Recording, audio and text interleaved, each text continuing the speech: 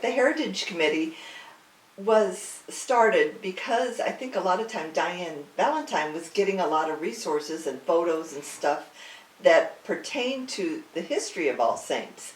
And she, I guess, tried to get organized to, get a group together to try and organize and cherish some of these pictures that, a lot of people that came to this community, it was, we had the French first, I guess the Spanish maybe were before them, but then the French, and then the Germans came a lot of times after Napoleon, revolutionary, was involved, and for more freedom, there was a lot of, I guess, unrest in their religion, the Catholic.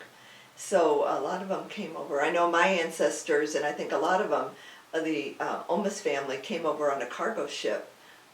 They were stowaways, and they were in the lower level, which that was the cheapest route. And they came up through Louisiana, up through the Mississippi to come to this. But I think a lot of they had heard about the rich land that was here in this environment. It was comparable to what was over in Germany, like Arbergen is the little town that my family came from, but it was near Hanover.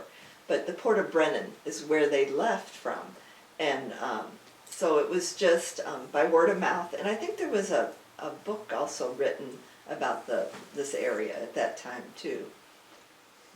And it's interesting. I hate putting Sherry's mom down at all, because when people passed away, a lot of times sometimes she'd invoke Sherry's help. They would ask her to come and clean. Well, they'd have a lot of historical things that the family didn't want, and so Sherry's mom just took it, and so she had it in her attic. And God bless her. Sherry's donated a lot of stuff, and a lot of people, when they pass away, their families don't know what to do with all this old stuff. And so if it has anything to do with the church, they seem to want to give it to the church. So we've had a lot just kind of dumped in our laps. And so we have a room over in the ministry center that we've taken how many trips already that we've tried to organize it and sort it, because people just put stuff in there.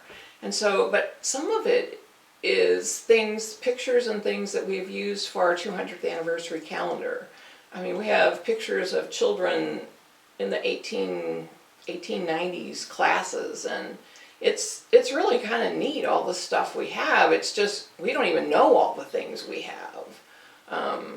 Those crosses that they used to have for the last rites with the candles and all that kind of stuff, I bet we had a dozen of those. I think we've gotten rid of some of them, but it's just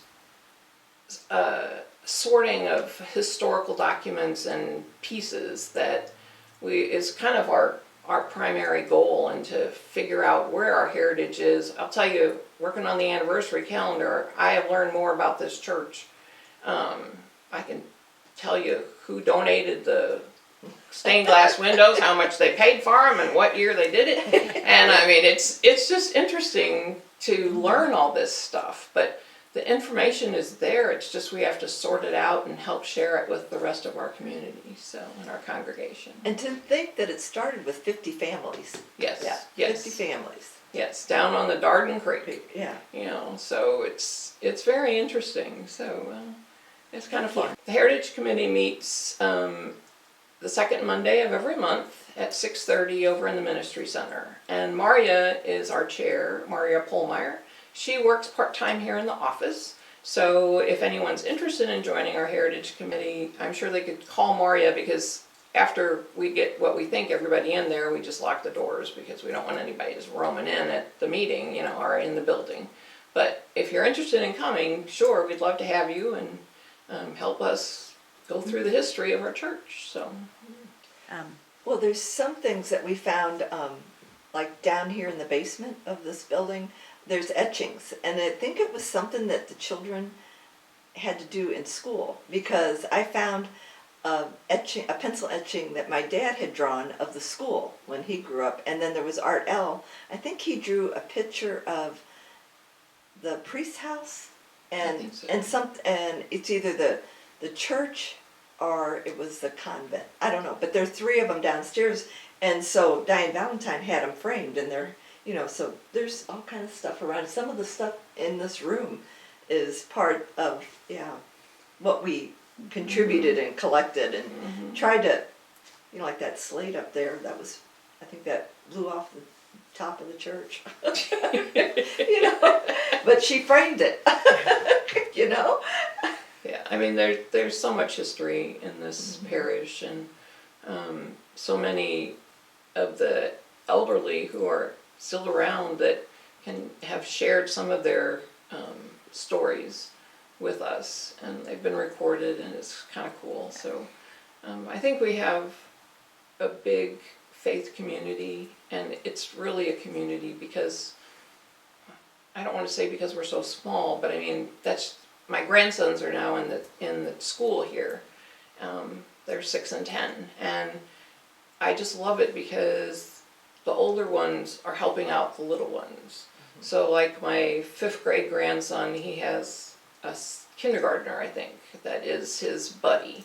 And so they read, like once a week, they work together. And so there's a real sense of helping each other and a sense of community. I think the kids all know each other, I mean, by name, which is something fantastic. And as we get more involved in the church, we get to know more and more of the other parishioners, which is really neat, and get to know them more than just by name. We get to know something about them. So it's kind of cool. It's saying it takes a village to raise a child. Yeah. That's a true. Yeah, because there's so many different influences in this world that, I think this community is a positive. Yes, truly. Happy birthday, All Saints! We